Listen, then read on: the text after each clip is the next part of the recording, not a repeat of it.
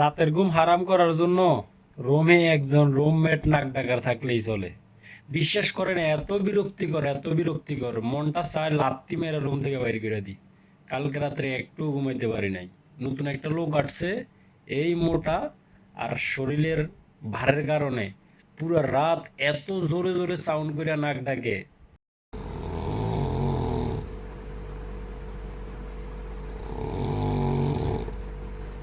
মানে মেজাজটা এত কড়া হইতেছে, মন চাইতেছে রাত্রেই তারা বাইর করে দিই, কিন্তু কি করবো, ধৈর্য সহকারে ছিলাম।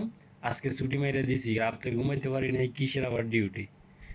নাক ডাকা হচ্ছে সবচেয়ে বিরক্তিকর একটা জিনিস। ব্যাচেলর পয়েন্টে মন চায় শালার বাড়ি চলে যায়, একা একা থাকি। 1,000 টাকা, 500 টাকা ইনকাম করি ডেলি, তারপরেও নিজের রুমে নিজের আহ, খাটের মধ্যে একা একা রাজার মতো ঘুমাইতে পারবো। এদিক থেকে ওই দিক, ওই দিক থেকে এই দিক, ডান থেকে বাম, বাম থেকে ডান। লুঙ্গি কোথায় থাকবে, নিজে কোথায় থাকবো, কোনো ঠিক ঠিকানা থাকবে না। ওইটা হচ্ছে বিলাসীদের জীবন। শালার এমন বিরক্ত হচ্ছি।